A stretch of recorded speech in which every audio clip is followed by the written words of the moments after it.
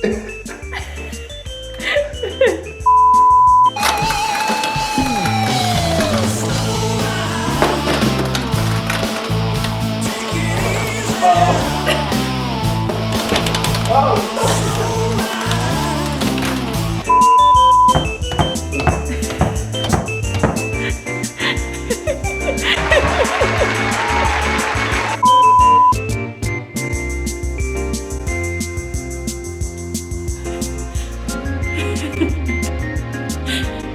don't even think they can read it, so.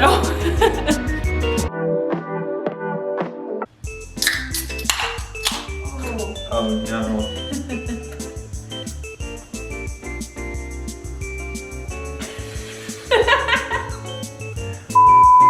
I think of Michael Scott in that one episode where he's like, I'm okay. And he's just like, no, I'm not.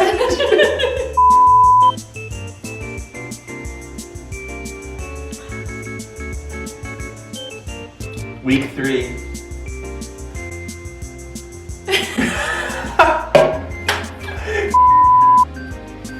If you could listen to one dance song, like one just classic banger of a song on repeat for an hour straight, what would it be right now? Party in the USA by Miley Cyrus.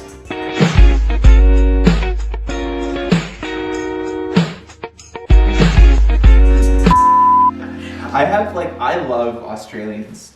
I do too. I've never met one. No. You've never met an Australian? No, I have. If you're Australian, drop a comment. Literally no one comments on our videos ever. No one likes them, no one comments on them. That's not true. Do you even watch us? Give yourself a nickname, what would it be?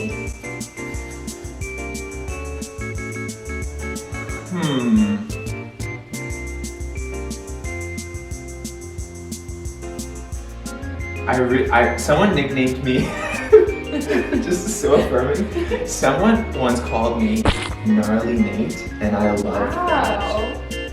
I don't know what I did to receive that gift. Like it brought out your surfer dude, kind of gnarly? Or gnarly like you need to take a shower? A bit of both. Okay. I definitely went through a phase where I was like hiking and doing showering, whatever. Is that a compliment? Or well, not? I think it was. Okay. When I think of gnarly, I think of like cool. Okay. And so I think I'll run with it. It's good. In high school, I coached our high school track and field team. I coached high jump, and my peers took my high jump class or whatever with me because I teach it in PE as well. And I was a student at the time, and so my peers started calling me Coach K. And I like really loved that. It was like such a name of like respect, but also like admiration.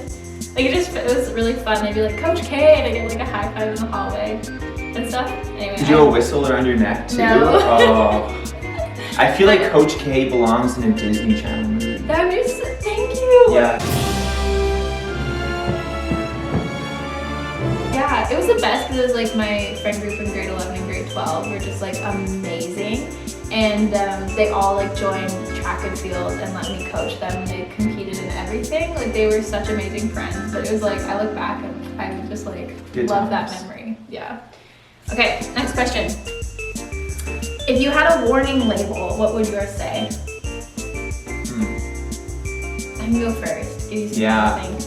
I've thought a lot about this. Mine would say combustible because there's very little things that kind of just like make me implode. Like I'm very good in high pressure situations, high stress situations, but then one little thing will happen and I'm just like done. And it's like a dish to get put in the dishwasher. Like I'm just like highly combustible in a bad way, but also in a really good way. Like something could happen and I'm just like on the floor laughing and crying. It doesn't take much, so. I think mine would say, once opened, remain chilled. Once opened, remain chilled. Once opened, remain chilled. So I think I just want to stay in a constant state of chill. I think that's the best answer I've ever heard. Yeah. That's very opposite to me. Should we talk about Sabbath? Sabbath. sabbath. What is that? Is it a bath? Is it a saw? No? Is it an abba? Is it... Yeah, I think. Yeah. What is Sabbath? Like, what an old weird word that we don't really use often anymore. Yeah. I'll just put you on the spot. What is it? Rest. Rest. I think that's the best one-word summary of Sabbath. How would you define Sabbath for yourself? I would say Sabbath is like ceasing and like stopping from like the busyness and just doing things that give me joy and give me rest. Yeah. Yeah. Yeah. Sabbath. Let's talk about it. That's pretty good. Yeah. No, you have to cover it.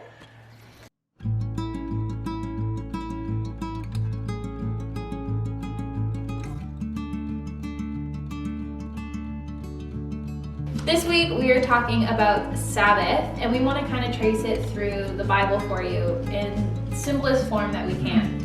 Sabbath is something that appears right away in Genesis. So in the first chapter of Genesis, which is the first book of the Bible, God says that He created the world and everything in it. He created us. But on the seventh day, He rests, and it says this: when the heavens and earth were finished, and all the hosts of them, and on the seventh day God finished His work that He had done, and He rested on the seventh day from all His work that He had done. So God blessed the seventh day and made it holy, because on it God rested from all His work that He had done in creation. So here, right away, God models rest for us. He sets aside a day to take time, to be still, to cease from His work. And what brings to mind for me is the idea that if God, this almighty, holy Lord, needs rest, how much more do we as humans need it? Yeah. So good. So we want to continue to trace this. And so in Exodus, we have the 10 Commandments. And essentially the law was put in place by God to kind of keep His people holy, to keep them kind of like not so much like within a set of rules, but to give them a way of life that will actually lead them to flourishing and to actually like be better people. And so in Exodus 20, verses 8, we have this: remember to observe the Sabbath day by keeping it holy. You have 6 days each week for your ordinary work, but the seventh day is a Sabbath day of rest dedicated to the Lord your God. On that day, no one in your household may do any work. This includes you, your sons and daughters, your male and female servants, your livestock, and any foreigners living among you. For in 6 days the Lord made the heavens, the earth, the sea, and everything in them. But on the seventh day He rested.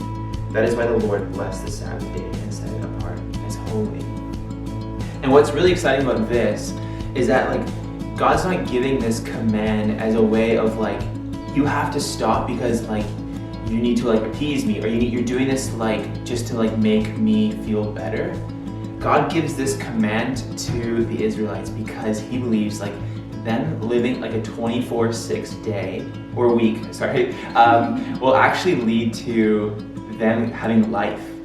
It'll actually be life-giving for them to set a day aside to like say, God, this is yours. It means that like they're giving up a day that's like we can't work that day, but we know that God's going to still be in control in that day. And so in Deuteronomy, we also have the same passage, and it's the 10 Commandments again being retold. But this time there's a little difference at the end. In Exodus, the end is like it's rooted in Genesis, saying like do this because God rested. Here it's saying like remember that you were slaves in Egypt. So there's a sense that like Sabbath is practiced to cut off from the hustle and the bustle of life. That was good. So like, it's not so much like do this because God wants you to do it. Do it because it's actually going to lead to life. Yeah. Like the Israelites were working day after day in Egypt, and they had like no time to rest. And God's like, you have an opportunity to slow down, and not just slow down, but to rest. It's so good. That's good. So coming out of the Old Testament, we see Jesus talking about Sabbath in the New Testament. He teaches on it, and in Mark 2, verse 27, he says, "The Sabbath was made for man, not man for the Sabbath. So the Son of Man is Lord even of the Sabbath." Yeah, so here in this passage, Jesus is responding to the religious leaders of the time. The religious leaders had built all of these extra laws around the law, the written law. And so essentially they were holding all of the people accountable to these ridiculous laws that would permitted people from walking a certain distance. All these insane things that who could actually follow them. And so Jesus here is saying look, you've built the Sabbath to mean something that it's not. Sabbath is actually supposed to be life-giving, and it's not supposed to be legalistic. It's actually an invitation. So Jesus is actually affirming rest and Sabbath in the New Testament here. Yeah. But saying listen, it's not legalistic. Yeah, totally. And that invitation is an invitation to experience this deep-seated rest that God promises to us when Jesus comes again and restores heaven and earth. And we will be in a place of peace, of rest, of shalom, which is a fancy word used in the Old Testament to encapsulate this idea of wholeness in a person, in a people. And so we practice Sabbath as an opportunity to be invited into experiencing and tasting the kingdom of God here and now. And it's in a way that renews us in places that we don't even know we need renewing. And Sabbath looks really different for different people. For me, it looks like taking a Saturday, because sometimes I work at the church on a Sunday. So taking a Saturday with my husband, we have a slow day. We intentionally choose to say no to things that feel like work or feel like they're life-taking instead of life-giving. But for me, this might seem not like Sabbath, but I love to clean the house. I love to put everything into order. I love to do all the laundry, I love to make my bed, and I love just to be able to hang out and spend intentional time with Luke. Maybe we'll go outside if it's a nice day, go for a walk or exercise. But the one thing I don't like doing on Sabbath is cooking a meal. I will not make dinner on a Sabbath day. For some reason, it's just something that feels draining to me.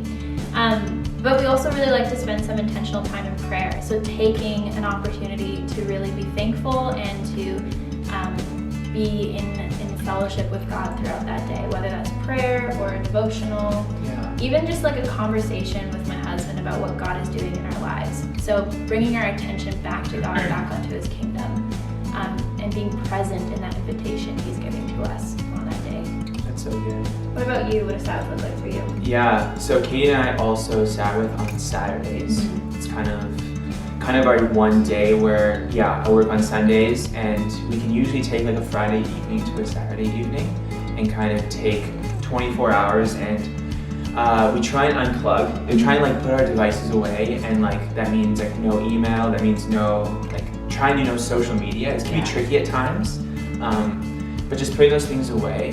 And we basically kind of run everything through the filter of is this life-giving? It's good. Is this restful? And so there's you guys, having to say no to things is a thing where you're I would want to do that, but it's actually not going to give me rest. Yeah, totally. And so there are often weeks that come by where it's Thursday and I'm tired, but I know that Sabbath is coming. And then there's this day where I'm going to unplug, I'm going to stop, I'm going to rest. And it's actually me putting stuff away and saying the world can run, God can run the world on His own. He doesn't need us. Yeah. And so it's so good to just stop. Totally. And to rest and to worship and so we fill our days with sometimes it's just I take I take naps sometimes, I read, sometimes we're watching The Office, sometimes we just make a breakfast and we just eat all day. Yeah. It's just really no legalistic aspect to it. It's just what do we want to do that's going to bring life? It literally is just a sweet invitation to be present with God in a restful way.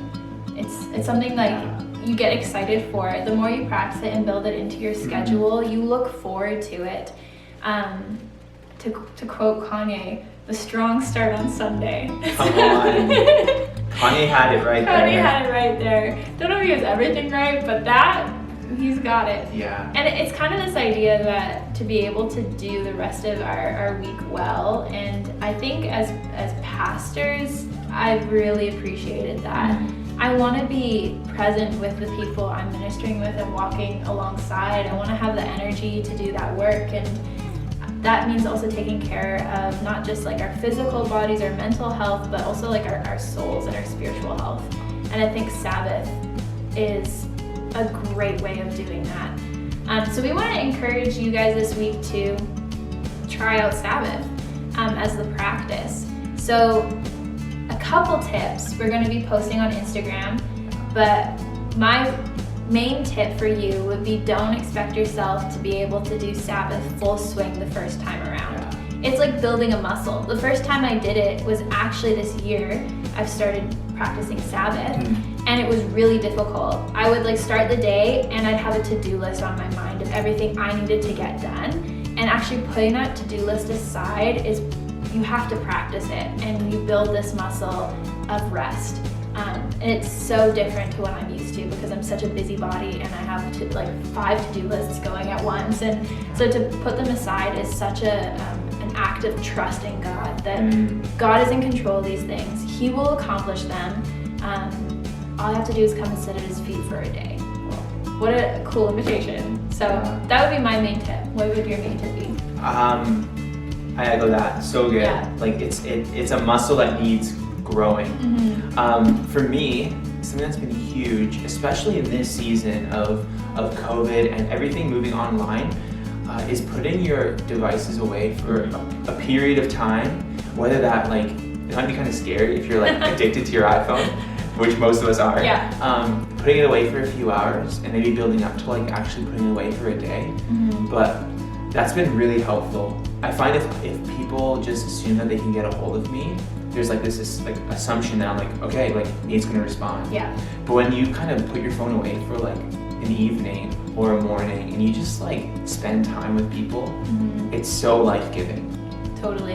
And I think that's really important right now. I'm noticing for myself, Sabbath has changed since like COVID-19 has become a real thing, where like I'm actually having to put my phone away and really prioritize like, okay, most of life is moved online, but there's going to be a day where I'm like, people can't reach me there. And I need to recharge so I can go into my next week better. Totally, yeah. And I think it's a cool practice for youth to start doing, because as you get older and older, life is going to get fuller and fuller. And as you graduate high school and you go off to university and you try and figure out what your schedule and system of life will be, if you start practicing Sabbath now, that will naturally carry over.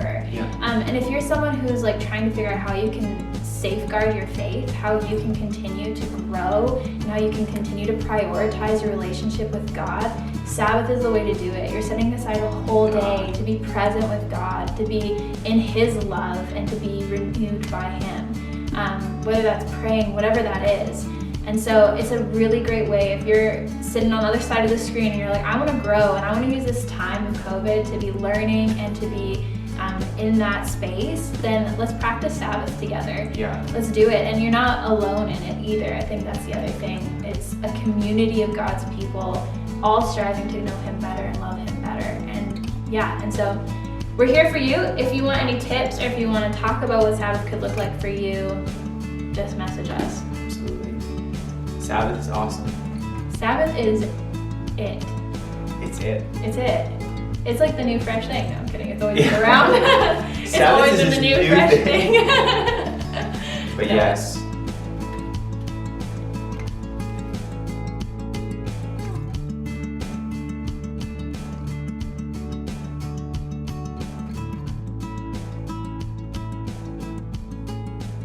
So something I think I've learned from Sabbath is that I'm kind of stubborn, and it's hard for me to do Sabbath because I like to think that I'm in control of my life, where like situations like this right now I realize that I'm really not.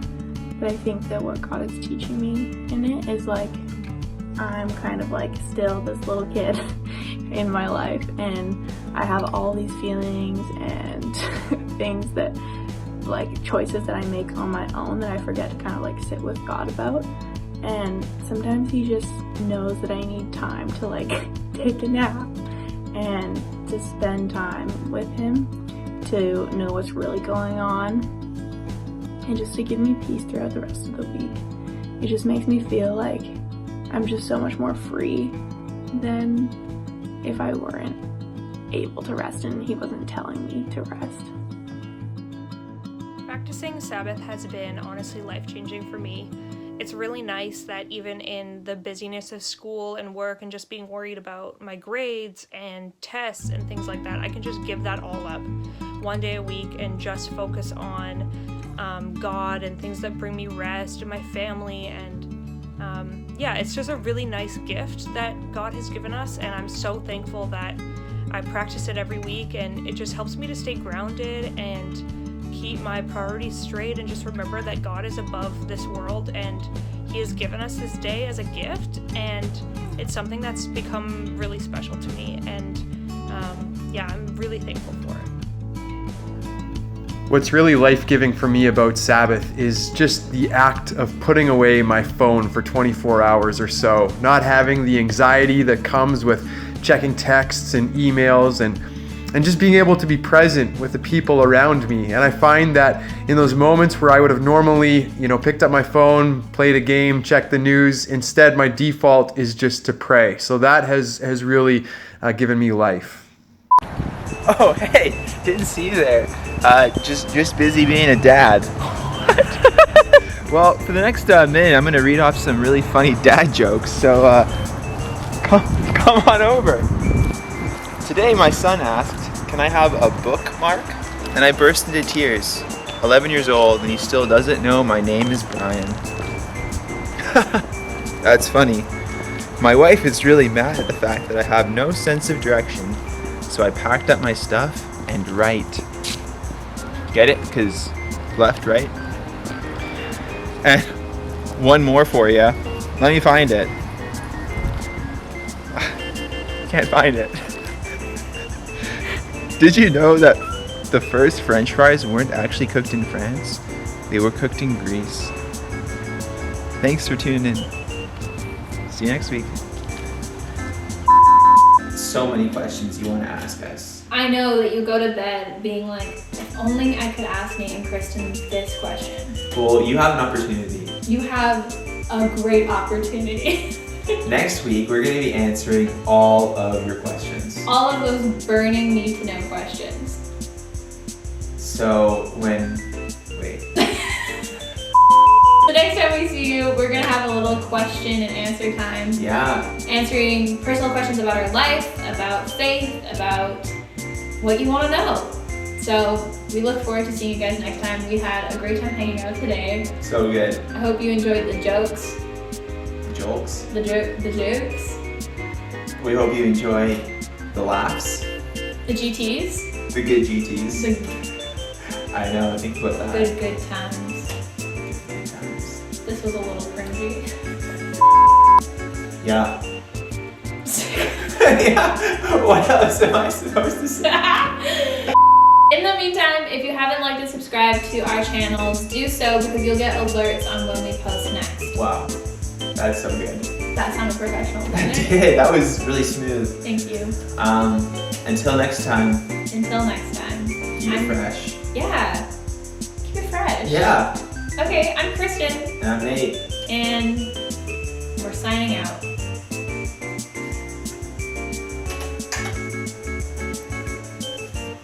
Okay, yeah. Gotta go.